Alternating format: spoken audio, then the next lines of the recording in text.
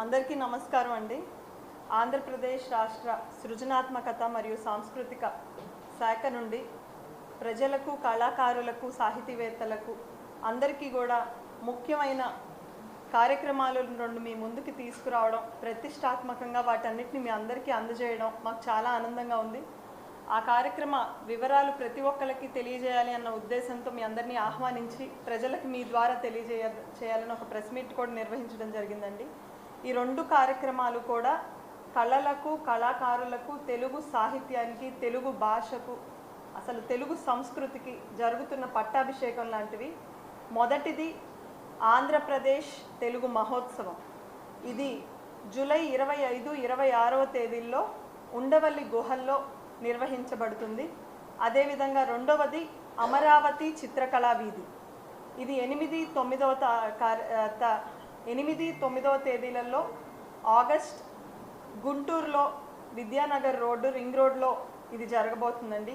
ఈ కార్యక్రమాలు రెండింటి లక్ష్యం ఒకటే అండి, ఆంధ్రప్రదేశ్ను మరొక్కసారి భారతదేశ సాంస్కృతిక రాజధానిగా తీర్చిదిద్దే క్రమంలో ఈ రెండు కార్యక్రమాలను కూడా ఇప్పుడు మేము చేపట్టడం జరుగుతుంది.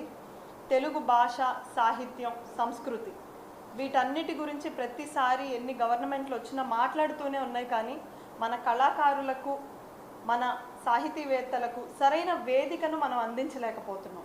కానీ కూటమి ప్రభుత్వం వచ్చిన తర్వాత గౌరవ ముఖ్యమంత్రి వర్యులు నారా చంద్రబాబు నాయుడు గారి ఆధ్వర్యంలో ఖచ్చితంగా కళలకు, కళాకారులకు పట్టాభిషేకం జరగాలి అన్నది ప్రథమ లక్ష్యంగా తీసుకోవడం వల్లనే 5 సంవత్సరాలు గుర్తింపు లేకుండా పోయినా కూడా కళాకారులకు మరొక్కసారి ఉగాది పురస్కారాల ద్వారా, తెలుగు భాషా దినోత్సవంలో జరిగే పురస్కారాల ద్వారా కానివ్వండి, వారికి మరి ఒక్కసారి గౌరవాన్ని మనం అందించడం జరిగింది.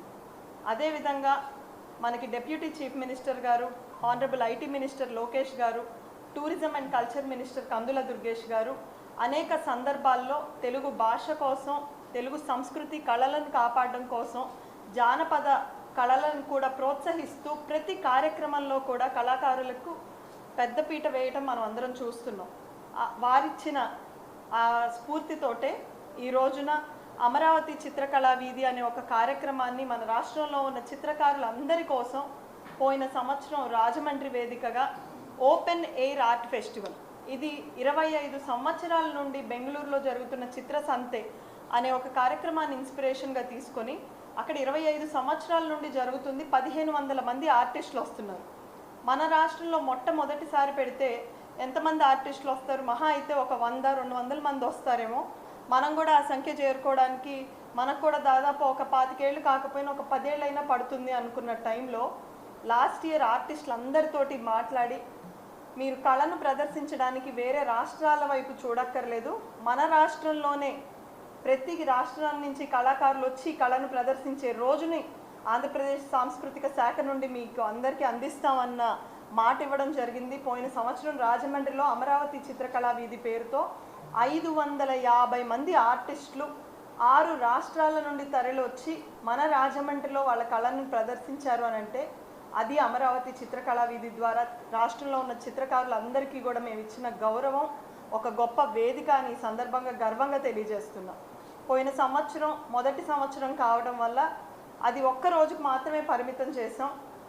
దాదాపు 550 ఆర్టిస్ట్ స్టాల్స్ అంటే ప్రతి ఒక్కళ్ళు అన్నీ సందర్శించలేకపోయారు. కాబట్టి ఈ సంవత్సరం మనం ఇది గుంటూరులో ఘనంగా 2 రోజులు అంటే ఆగస్టు 8, 9వ తేదీలలో 2 రోజులు కూడా 800 స్టాల్స్, దగ్గరగా 800 ఆర్టిస్టులని మనం తీసుకొని వాళ్ళందరి కళను కూడా ప్రదర్శించే ఒక గొప్ప కార్యక్రమానికి సాంస్కృతిక శాఖ శ్రీకారం చుట్టిందండి.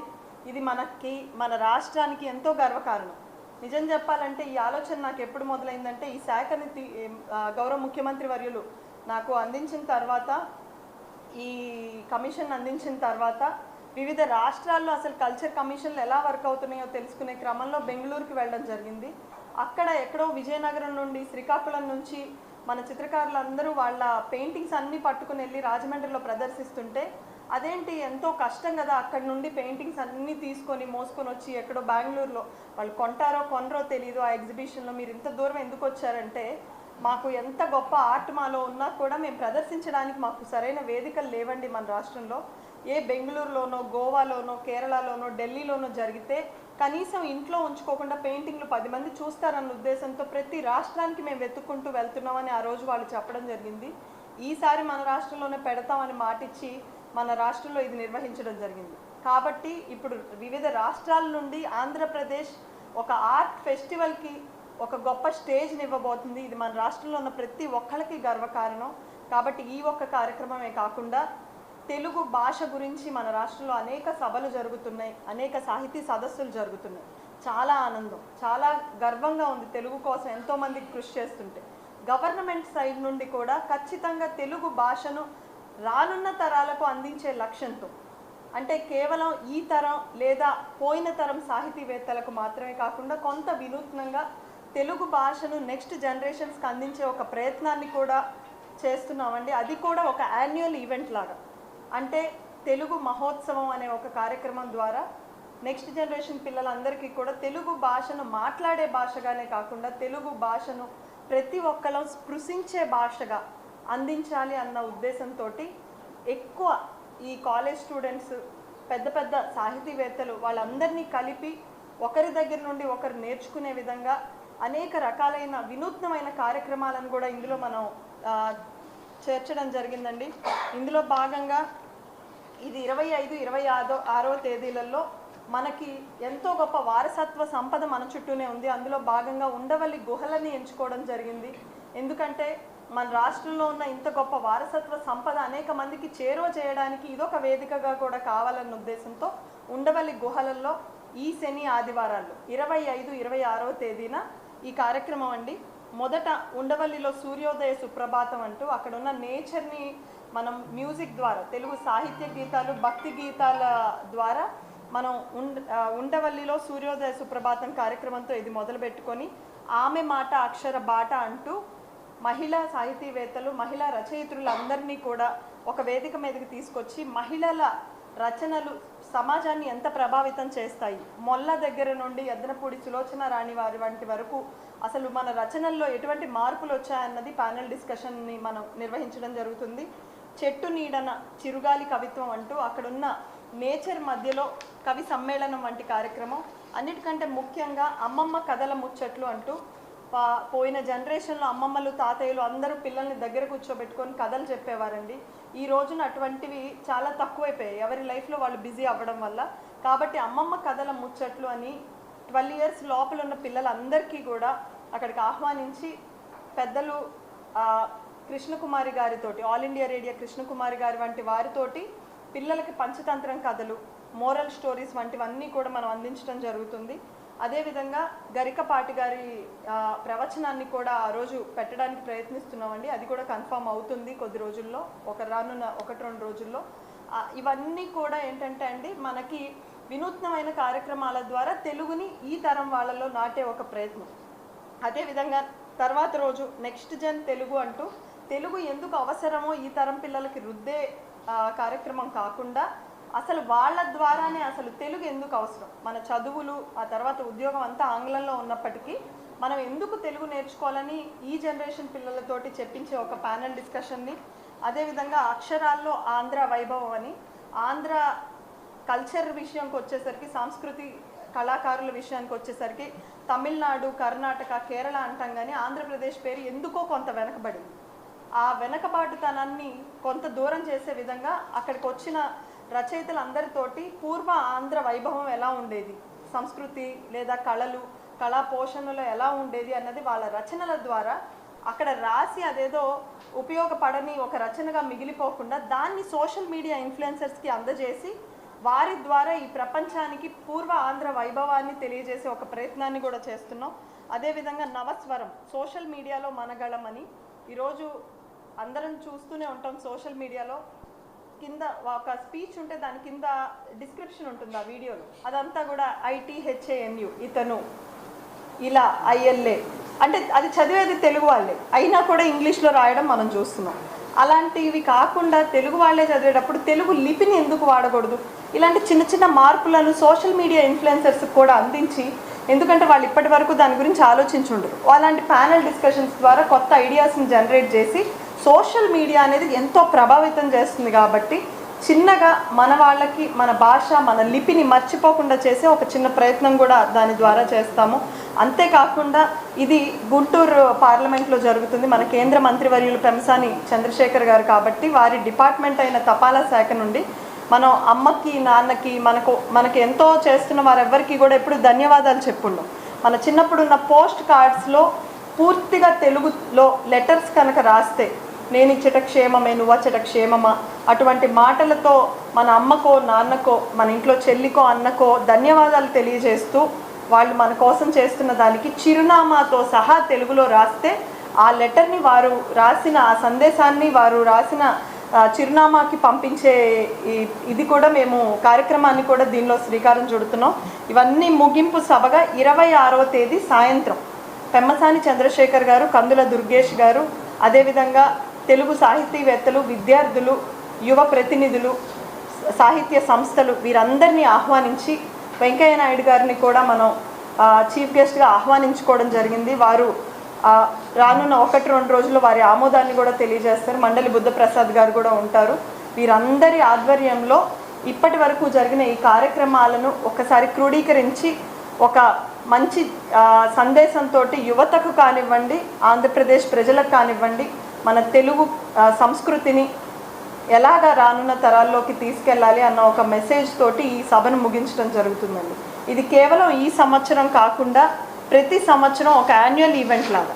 ఆంధ్రప్రదేశ్ సృజనాత్మకత సాంస్కృతిక శాఖ యొక్క ముఖ్య ఉద్దేశం ఏంటంటే జానపద కళలు కానివ్వండి, సంగీతం కానివ్వండి, నృత్యం కానివ్వండి, లలిత కళలు ఏవైనా కానివ్వండి, ఫైన్ ఆర్ట్స్, వీటన్నిటికి కూడా ప్రతి సంవత్సరం కళాకారులు అందరూ కలిసే ఒక వేదికని ఖచ్చితంగా మేము సృష్టిస్తామండి. సంవత్సరానికి ఒకసారి ప్రతి కళకు ఒక యాన్యువల్ ఈవెంట్ని క్రియేట్ చేసే ఉద్దేశంతో మేము ముందుకెళ్తున్నాం. అందులో భాగంగా ఈ 2 కార్యక్రమాలను లాంచ్ చేసి మీ అందరికీ పరిచయం చేద్దామన్న అన్న ఉద్దేశంతో ఈ ప్రెస్ మీట్ని కండక్ట్ చేయడం జరిగింది.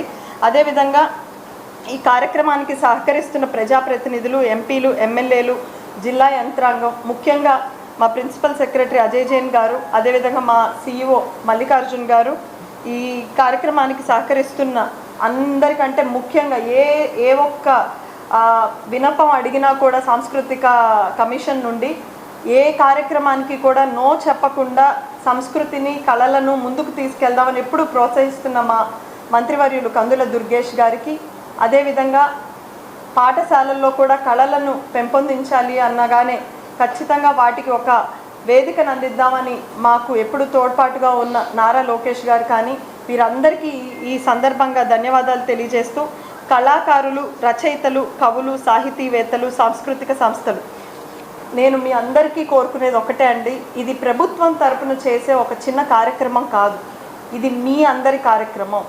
మీ అందరూ భాగస్వామ్యులై ప్రభుత్వాన్ని వేదికగా తీసుకొని మీరు ఈ కార్యక్రమాలు నడిపించుకోవాలి. చుట్టుపక్కల ఉన్న రాష్ట్రాలన్నిటి నుంచి ప్రతి కళాకారుడికి వాళ్ళ కళకు గొప్ప వేదిక ఏది అంటే ఆంధ్రప్రదేశ్ అనే విధంగా మన అందరం కలిసి కృషి చేయాలి. ప్రభుత్వ కార్యక్రమం అంటే ప్రభుత్వం నిర్వహించే ఒక బ్రిడ్జ్ అవుతుందే కానీ మీ అందరు కూడా ఇందులో పాల్పంచుకొని మీ భుజస్కంధాల మీదుగా ఈ కార్యక్రమాల నిర్వహణ జరగాలి అన్న ఉద్దేశంతో నేను ఆల్రెడీ చిత్రలేఖనం కళాకారుల వారితో అందరితో కానివ్వండి, సాహితీవేత్తలు అందరితో కానివ్వండి, జూమ్ కాల్స్ ద్వారా అనేక రకంగా ఫిజికల్ మీటింగ్స్ ద్వారా వాళ్ళందరినీ కలిసి వాళ్ళందరి అభిప్రాయాలు కూడా తెలుసుకోవడం జరిగింది. కాబట్టి ప్రతి ఒక్కళ్ళు సహకరించాలి. ఇది మన భాష, మన సంస్కృతి, మన గర్వం. కాబట్టి మీ అందరూ కూడా, ఆంధ్రప్రదేశ్ ప్రజలందరూ కూడా మీ ఆమోదాన్ని తెలియజేసి అందరూ ఇందులో పాల్పంచుకోవాలని, పిల్లలకి మన సంస్కృతి అంటే ఏంటో నేర్పించడానికి యూట్యూబ్ వీడియోల ద్వారానో అనేక కార్యక్రమాల ద్వారానో కాకుండా ఇటువంటి వాటికి తీసుకుని వస్తే వాళ్ళు మన సంస్కృతి అంటే ఏంటో చూసి నేర్చుకునే ఒక అవకాశం కూడా దొరుకుతుందని ప్రజలందరూ కూడా దీన్ని స్వీకరించి ఖచ్చితంగా రావాలి అని ఆహ్వానిస్తూ అందరికీ నమస్కారం.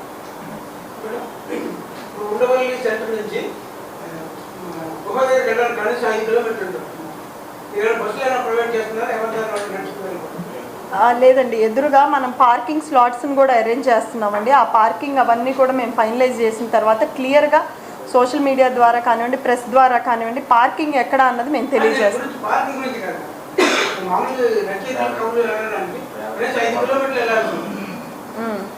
దీని గురించి ఒక్కసారి ఆలోచన చేస్తామండి. మామూలుగా ఎవరి పార్టీకి వాళ్ళకి వచ్చే పని అయితే మాత్రం మేము పార్కింగ్ స్లాట్స్ అవన్నీ అరేంజ్ చేస్తున్నాం. బస్సెస్ కూడా ఒకసారి ప్లాన్ చేస్తామండి.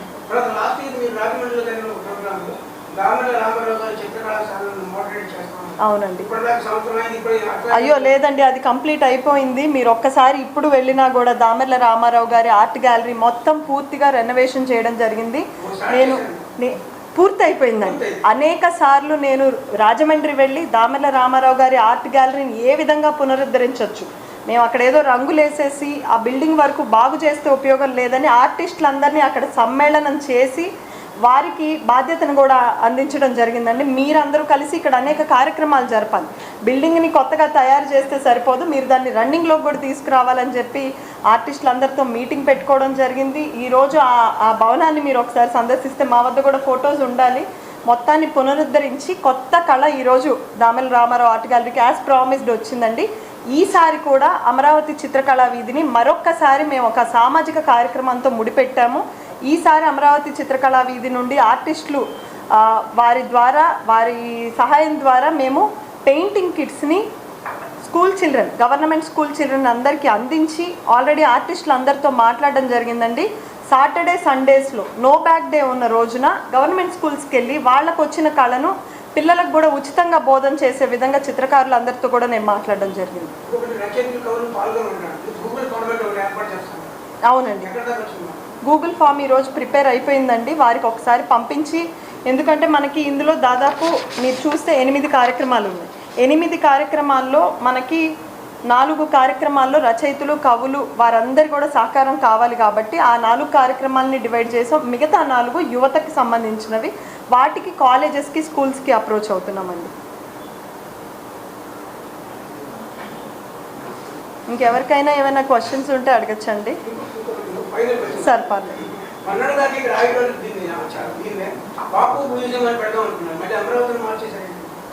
అది అమరావతిని ఈరోజు మనం ఎంతో ముందుకు తీసుకెళ్లాల్సిన అవసరం ఉందండి.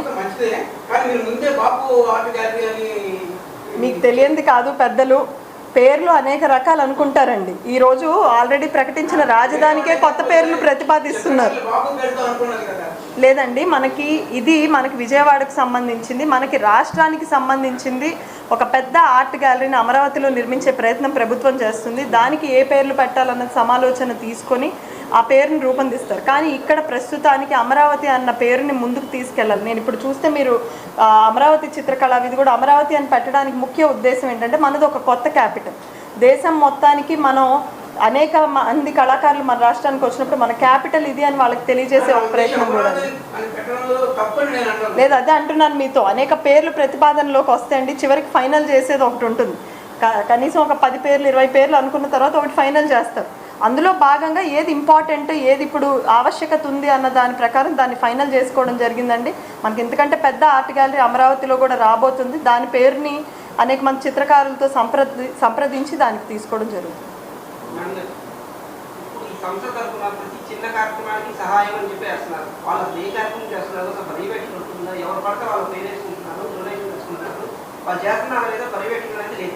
పర్యవేక్షణ ఉందండి మాకు. ఇక్కడ ఎక్కడ వరకు లేదంటారు?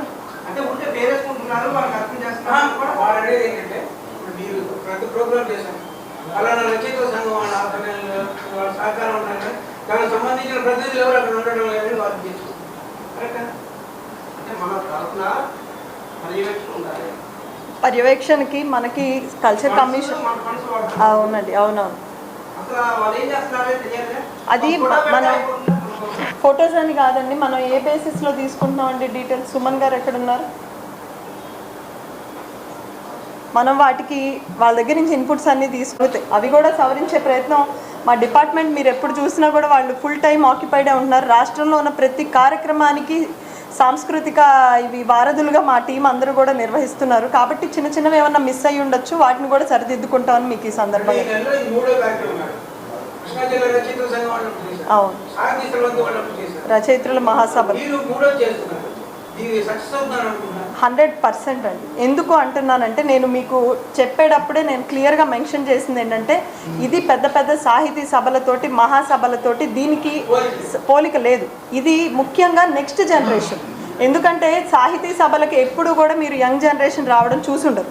ఎందుకు, నేను మొన్న కూడా ఒక కార్యక్రమానికి వెళ్తే 70 ఏళ్ళ పైబడిన వాళ్ళు 120 మంది వచ్చారన్నారు. నాకు ఆనందంగా లేదండి. 30 ఏళ్ల లోపల వాళ్ళు ఎంతమంది వచ్చారని అడిగాను. ఎందుకంటే ఏ కళ అయినా సాహిత్యం అయినా బ్రతికేది పోయిన తరాల వాళ్ళు ఎంత గొప్పగా చూశారన్న దాన్ని బట్టి కాదు, రానున్న తరాల వాళ్ళు దాన్ని ఎంత గొప్పగా స్వీకరించారన్న దాన్ని బట్టి. కాబట్టి ఈ కార్యక్రమం ముఖ్య ఉద్దేశం, నేను అందుకే పదే పదే స్ట్రెస్ చేశాను, నెక్స్ట్ జనరేషన్ వాళ్ళకి అందించే ప్రయత్నమే ఈ తెలుగు మహోత్సవం అండి. దానికి ప్రభుత్వం చాలా ఆలోచన చేస్తుందండి, మీకు కూడా తెలుసు. కొంత ఇది ఎందుకంటే రాష్ట్రంలో ఉన్న అనేక మంది విద్యార్థులకు సంబంధించిన వాళ్ళ భవిష్యత్తుకు సంబంధించిన విషయం కాబట్టి దీని గురించి విద్యాశాఖ మాత్యులు, అదేవిధంగా సాంస్కృతిక శాఖ మాత్యులు, భాషా కోవిదులు అందరూ కూడా కూర్చొని చర్చలు జరుపుతున్నారు. దానిపైన ఒక సమాలోచన త్వరలో బయటకు వస్తుంది. లోగోని మార్చాలండి, తప్పకుండా మీ ఆలోచనని స్వీకరిస్తాం. 6 months ఎందుకు? దానికి మనం మార్చచ్చు, మనం అది లోగో మార్పించాలి ముందు. ఆంధ్రప్రదేశ్ కల్చర్ కమిషన్ తప్పకుండా అండి మీ ఇన్పుట్ని తీసుకుంటాం. అవును, ఇంకొకటండి, తెలుగు భాషని మనం ప్రమోట్ చేస్తున్నాం అనగానే ఇంకెలా ఎక్స్పెక్ట్ చేస్తారంటే తెలుగు అధ్యాపకుల్లాగా ఒక మాట కూడా ఇంగ్లీష్ రాకుండా అంటే అది జరగదు. అలా మాట్లాడి అసలు ప్రయత్నం కూడా చేయకుండా దూరంగా వెళ్ళిపోతాం. అలా కాదండి, మనం తెలుగుని గౌరవించాలి. దానిలో ఉన్న ఇప్పుడు మనకి పద్యాలు, నిన్నే పెంసాని చంద్రశేఖర్ గారి దగ్గర ఈ కార్యక్రమాన్ని లాంచ్ చేస్తూ వారిని మీరు ఒకసారి స్కూల్లో నేర్చుకున్న ఒక గుర్తున్న పద్యం చెప్పమంటే వారు అప్పటికప్పుడు చెప్పారు. ఇలాగా పాతవి మనం ఒక్కొక్కటి ఒక్కో స్టెప్లో నేర్చుకుంటూ అందరికీ గుర్తు చేస్తూ మన మూలాలు ఎంత తీయనైనవో, మన భాష ఎంత తీయనైందో చిన్నగా తెలియజేయాలన్నది మా ఉద్దేశం అండి. ఇంకెవరికైనా బ్రౌచర్ మేము లాంచ్ చేస్తాం.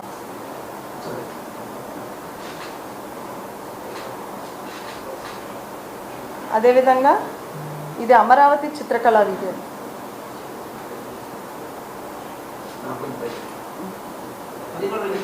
ఒకసారి ఇది మనకి మొన్న గుంటూరులో సినిమా లాంచ్ అయ్యి, ఇది లెనిన్ సినిమా లాంచ్ అయ్యి, ఇది సక్సెస్ మీట్ అయిందండి, అందులో ఇది లాంచ్ చేయడం జరిగింది.